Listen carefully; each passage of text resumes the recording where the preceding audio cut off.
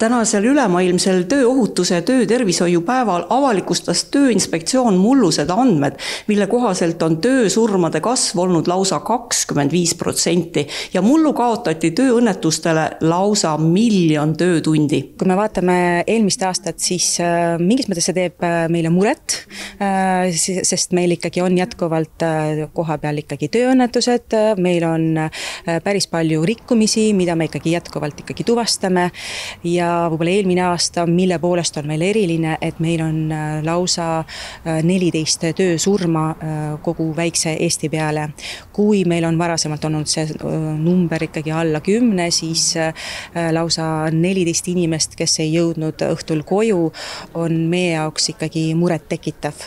Kui me vaatame valdkondi, kus meil tööõnnetuste arv on jätkuvalt kõrge, siis me saame siin kindlasti välja tuua ehitusvaldkond. Ehitussektor on tõepoolest nii tööõnnetuste arvu mõttes hästi suur ja ka kui me vaatame siis töösurmi, siis lausa 5 töösurma on olnud eelmisel aastal just ehitusvaldkonnast.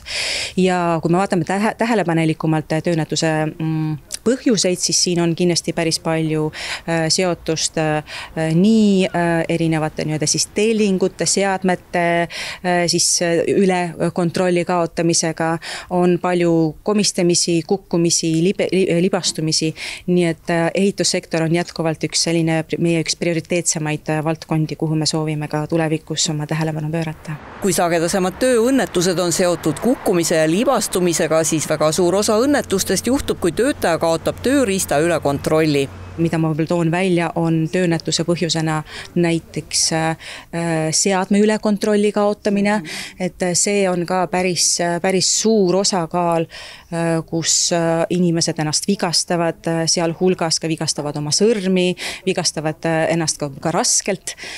Et see on see osa, kus jäetakse näiteks erinevad kaitsed, ütleme siis peale panemata seadmetele ja seetõttu me näeme, et siin on jälle see, kus me peame Tööinspektsioonina jälle tähelepanu pöörama. Meil iga aasta ikkagi kuskil 10 ja eelmine aasta siis 14 inimest on ju hommikul lähevad tööle, õhtul koju ei tule ja väga paljud nendest surmadest ongi just ennetatavad. Need sektorid, mis siin välja toodi, näiteks ehitus või kantserogeene ehk siis vähki tekitavate ainetega töötamine, need on ka väga sellised spetsiifilised valdkonnad, kus tööandjal arusaadavalt on oluline roll ja just riik ei taha ju, et toodetaks lihtsalt mingeid pabereid, vaid oluline on, et inimene tuleb tööle, teda juhendatakse, talle pakutakse seda väljaõpet, et siin on meie see keskkond, siin on need ohud ja siin on need viisid ja võtted, kuidas tagada, et sa ei paneks ennast ja teisi sinna ohu olukorda.